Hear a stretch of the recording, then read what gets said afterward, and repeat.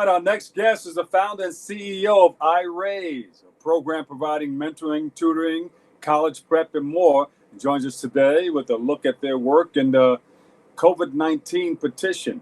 There's a COVID-19 petition, and we welcome Shanequa Moore to the show. Tell us about that COVID-19 petition. Yeah, so first of all, thank you so much just for having me today. I'm really excited to be here and just share about the work that we're doing. Yeah. And so our COVID-19 petition really is finding a way to advocate for our children and our families in New York State. As you know, New York State children have been impacted greatly by COVID-19. And I know this goes across the board in the US, but specifically for our New York children, they're dealing with a lot of trauma. This being the state with the highest amount of deaths from COVID-19. Our kids are trying to adjust to remote learning. They don't have after school support. They don't have and classroom support. And they're really just trying to process everything going on.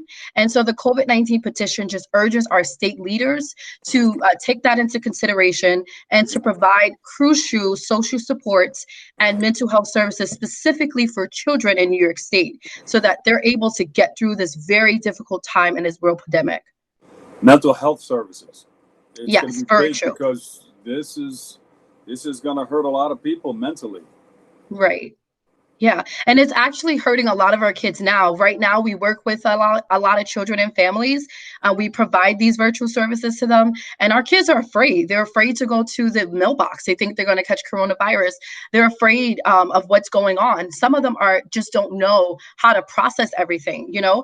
And the fact of the matter is some kids are going home and they're not in safe environments, which means that there's an increase in child abuse cases and domestic violence cases, and we have to be able to provide the support for them while they're going through all these things. And it's hard to keep people, at home all under one roof at this particular time. You know how difficult it is for you. I mean, how's it for you? It's been really tough. So it's been tough. I'm a mom. I have an 8-year-old daughter, and she's sitting here right now. And it's hard she wants your attention while you're on, right? Yeah, she definitely does. But I gave her some chocolate, so she's quiet right now. Bright bean. But it's hard. Some parents, they're sharing, some households, they don't have multiple tablets to be able to engage in remote learning. And some people have multiple kids. Being in a house all day, social distancing, not being able to take your kids to the park, it's really hard for parents. It's hard for children. Absolutely.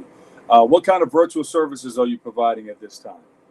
So we have a virtual youth mentoring program, and it's a really great program because it gives children opportunities to interact with each other, to build social connections with peers and friends, to make new friends online, and they're actually matched with a mentor specialist through our program. We have about 50 mentor specialists that are working with kids, and this program is actually great because it's open to kids not just in New York State.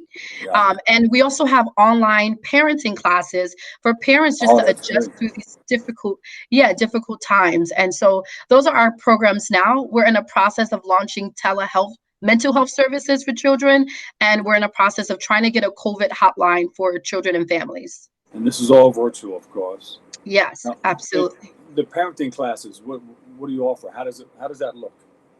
So the parenting classes, they can sign up online through our website.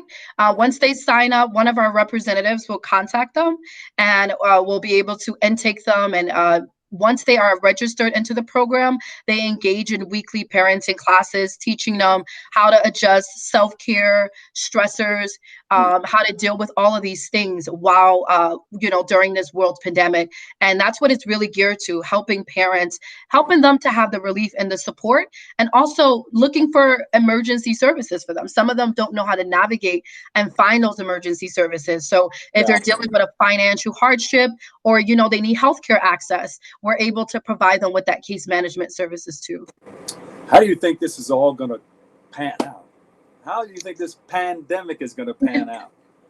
Yeah, it's hard to say. I think we all are, just trying to figure that out. But I think what's important is that we are doing as much as we can to be preventive, in terms of alleviating as much as we can the stress and the overwhelmness of this situation, and just being there and remembering that we're all in this together. We're all going through this. Like, I think we can all attest to the things that are happening. Everyone is feeling it together. And so we don't know how this is going to play out, but it's important that we have each other and that we remember that. Yeah, and I'm glad you have some of these things in place with your organization. When did you start this organization, and what were you doing before? So we actually were founded in 2013. I founded it just as a need for the community to have a program that caters specifically to at-risk youth. I think it's Yeah. important. Me being a person that grew up in New York City, I grew up in the Bronx.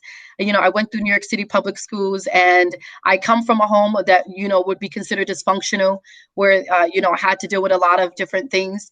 And so coming from having that experience and then being able to come out of that, I wanted to provide a program to the community that was able to help young people go through experiences like I did. And so, Yeah. that's how it started in 2013. Yeah, that's good. That's good. I'm glad you started the program. And Thank you. so, tell us more about this petition. Where do you want it to go, and what else? What else do you have to do? What kind of help do you need to move it along? Yeah, absolutely. Thank you for that. So the petition, you can actually, we are looking for at least 1,000 signatures. Right now, we're a little over 100, and we just released the petition to the public 2 days ago. So what people can do to help out and to stand up for New York State children is sign the petition. The petition is going to go to New York State Governor Cuomo, New York State Carl Hetty, our New York State Speaker, and also Oh, our it's, New yeah, York State Senate Andrea Stewart Cousins, yes. majority leader, and these will be sent to them through email. We're also going to be attaching signatures, and we're actually urging them to divert these funds and to nonprofit and community-based organizations to be able to provide these crucial services. And the reason why we're saying the nonprofit and community-based organizations is because these are the ones that have been providing services to our kids prior to this. So it would only be fitting that they continue providing these services virtually. Yeah, like what you're doing. Is there a website? Yeah, so they can sign up for the petition at www.iraisinc.org. Right in the front of the homepage, you'll see the petition up there. They can click on it, and it'll lead them right into our page to sign up for the petition. Yeah. It's really easy. It takes like 1 minute, and they can share it with their friends and family. Shanequa Moore, CEO and founder, iRaise Girls and Boys International Corporation. Thank you so much for joining us. Thank you so Good much for luck with having me. everything. Yes. Thank you. Okay, stay safe. Okay, you too. We'll take a break. I've got more on open next.